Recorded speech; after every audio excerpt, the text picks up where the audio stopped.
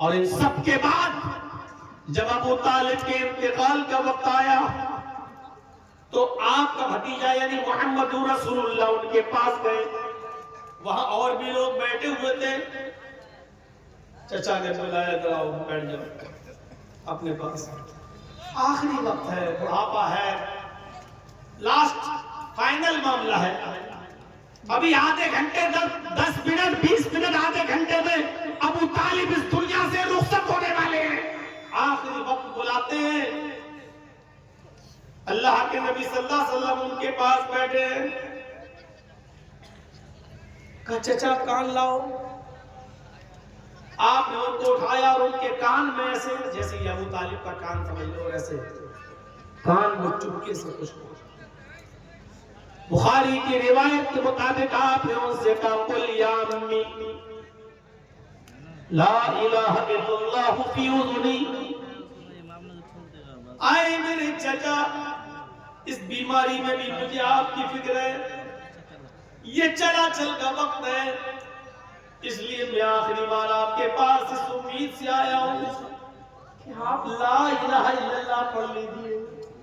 دیکھ رہے ہیں چچا سے کہہ رہے ہیں اے میرے چچا لا الہ الا اللہ پڑھ لیجیے. اور کان میں کہتے ہیں کہ اگر آپ کو سب کے سامنے پڑھنے میں ڈر لگتا ہے تو مت پڑھیے. فی اذنی میرے کان سے کہہ دیجیے. یہ لوگ تھوڑا دور بیٹھے ہیں, میرے کان سے کہہ دیجیے. آئے میرے چچا آپ نے اگر میرے کان میں بھی چپکے سے یہ کلمہ پڑھ لیا لا الہ الا اللہ, اگر میرے کان میں بھی آپ نے کہہ دیا تو میں گواہ بن جاؤں گا اور قیامت کے دن اللہ رب العالمین کے سامنے کھڑے ہو کر اتنا کہوں گا کہ اے اللہ میرے چچا نے میرے کان میں تیری وحدانیت کا تیری توحید کا اعلان کیا تھا اور پڑھا تھا. میرے چچا میرے کان میں کہہ دیجئے, کسی کو پتہ نہیں چلے گا, صرف میرے کان میں کہہ دیجئے. آپ کہہ دیجئے اور ہم اللہ سے سفارش کروائیں گے انشاءاللہ. ابو طالب نے کہا بھتیجے نہیں چھوڑ دو. میں نہیں چاہتا کہ میرے انتقال کے بعد لوگ یہ کہیں کہ دیکھو موت کے ڈر سے اپنے بھتیجے کی بات مان لیا اور جہنم کے ڈر سے وہ بات سوچ کے اس نے کلمہ پڑھ لیا اور اپنے باپ دادا کا دین چھوڑ دیا.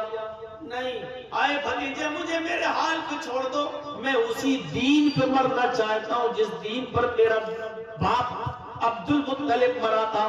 میں بھی اپنے باپ دادا کے دین پر مرنا چاہتا ہوں. چچا کی بات, چچا نے بھتیجے کی بات نہیں مانی اور کلمہ نہیں پڑھا اور ابو طالب کا انتقال ہو گیا. ابو طالب بغیر کلمہ پڑھے مرے. جب ابو طالب بغیر کلمہ پڑھے ہوئے مرے تو اللہ کے رسول کی آنکھوں میں آنسو آ گئے. اپنے چچا کو حالت کفر میں مرتا ہوا دیکھا. جس نے زندگی بھر میری خدمت کی ہو, زندگی بھر مجھے سہارا دیا ہو, مجھے چلنا سکھایا ہو, جس نے میری شادی تک میرا ساتھ دیا ہو, سب کچھ, لیکن اس کے باوجود وہ ایسے بغیر کلمہ پڑھے ہوئے اس دنیا سے چلے گئے. افسوس ہوا, لیکن اس کے باوجود اللہ سے دعا کرنے لگے کہ اے اللہ میرے چچا کی مغفرت فرما دے, اس لیے کہ انہوں نے میری بہت خدمت کی ہے, انہوں نے میرا بہت ساتھ دیا ہے. اور جیسی نبی نے اللہ سے یہ کہا اے اللہ میرے چچا کو بخش دے, آسمان سے جبریل نازل ہو جاتے ہیں اور کہتے ہیں کہ اللہ نے منع کیا ہے, آپ اپنے چچا کے لیے دعائیں مغفرت نہیں کر سکتے ہو. کسی مومن کے لیے یہ جائز ہی نہیں ہے کہ وہ اپنے کسی کافر باپ کے لیے, بیٹے کے لیے, کسی کافر شخص کے لیے دعائیں مغفرت کرے. اے محمد اگر 70 مرتبہ بھی آپ اپنے چچا کے لیے دعائیں مغفرت کریں گے پھر بھی اللہ قبول نہیں کرے گا. تمہارا چچا حالت کفر میں مرا ہے, لہذا اللہ اس کو جہنم میں داخل کرے گا. تمہارے چچا کے لیے جنت کی خوشبو بھی حرام ہے.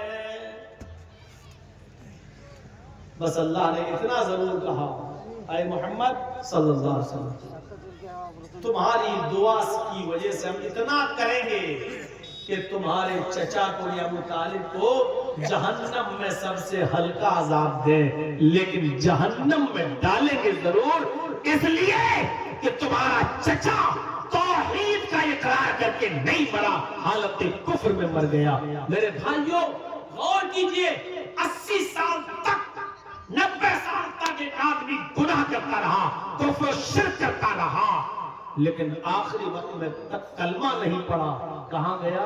जहन्नम में। क्लियर हो गया, यही कलमा पढ़ने से इंसान जन्नती हो जाता है, और ये कलमा ना पढ़े तो इंसान 80 साल के बाद भी चाहे कितने अच्छे काम करे, लेकिन कलमा ना पढ़े तो वो जहन्नमी हो जाता है। इस कलमे की हकीकत को समझने की कोशिश करो, पहचानो इस कलमे को। जिसने कलमा पढ़ लिया ला इलाहा इल्लल्लाह, इसका मतलब यह है कि वो कभी अपनी हाजत रवाई और मुश्किल कुशाई के लिए किसी की चौखट पे जा ही नहीं सकता, किसी मुर्दे को पुकार ही नहीं सकता, किसी से कह ही नहीं सकता। लोग कहते छत पे चढ़ना हो तो सीढ़ी की जरूरत पड़ती है। हर मिसाल हर जगह काम नहीं आती मेरे भाइयों। आप कहते हो दूर जाना हो तो ट्रेन का सहारा लेते हो ना, दिल्ली जाना है तो ट्रेन पकड़ोगे, कलकत्ता जाना है तो ट्रेन पकड़ोगे। ऐसे ही अगर अल्लाह तक जाना है तो इनका वसीला लो, ये मजार वालों का, ये बाबाओं का, कितनी ढकोसली मिसाल है। मैं पूछता हूं, जिसको दूर जाना है वो सहारा लेता है, ठीक है, हमें बॉम्बे जाना प्लेन से जाएंगे, सऊदीया जाना प्लेन से जाएंगे, दिल्ली जाना ट्रेन से चले जाएंगे, कलकत्ता जाना ट्रेन से चले जाएंगे। दूर है, जो जितना दूर हमें वैसी सवारी चाहिए, ठीक है, मान ली बात, लेकिन मुझे इस मस्जिद में जाना है बगल में। अब मैं कहूं कि मेरे लिए हेलीकॉप्टर लेके आओ, तो आदमी कहेगा इतना बड़ा पागल है ये मौलवी। मैं कहूंगा कि मुझे ट्रेन से लेके चलो इस मस्जिद में, आपके गांव में, मैं ट्रेन से जाऊंगा, तो आप कहेंगे इतना पागल है, बताइए 10 कदम पे मस्जिद और ट्रेन से जाएगा। तो पता ये चला कि दूर के लिए वसीले की जरूरत होती है, करीब के लिए नहीं। अब आप अपने दिल से पूछो कि अल्लाह दूर है या करीब?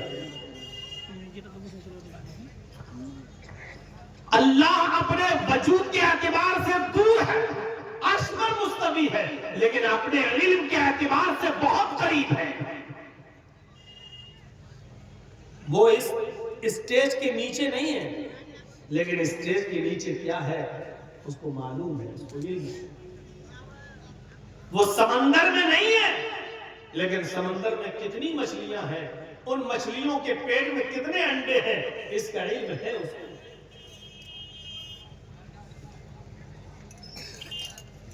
मेरे बंदे मेरे बारे में सवाल करते हैं,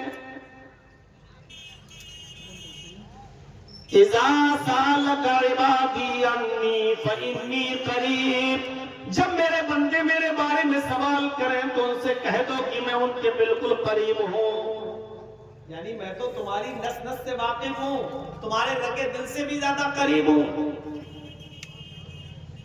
तो करीब के लिए वसीला नहीं लिया जाता, हमें दूर तक आवाज पहुंचाना है तो हमें जरूरत पड़ेगी माइक की, लेकिन यहां कोई आदमी बैठा हुआ हो उससे बात करना हो तो माइक की जरूरत नहीं। मेरे भाइयों,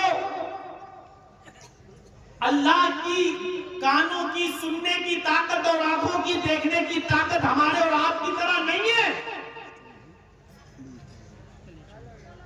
जब खौला बिन्ते सालबा अल्लाह के नबी के पास आई और कहने लगी कि मुझे मेरे शौहर ने मुझे अपनी माँ की तरह हराम कर लिया अपने ऊपर, मेरे लिए कोई रास्ता निकालिए। अरे मुझसे कह दिया कि तू मुझ पर मेरी माँ की तरह हराम हो गई है। अरे अल्लाह के नबी, मैं तो शौहर के बिना नहीं रह पाऊंगी, बच्चे हैं मेरे। अरे अल्लाह के रसूल, प्यार तो मैं दे दूंगी बच्चों को, लेकिन खिलाने पिलाने की जिम्मेदारी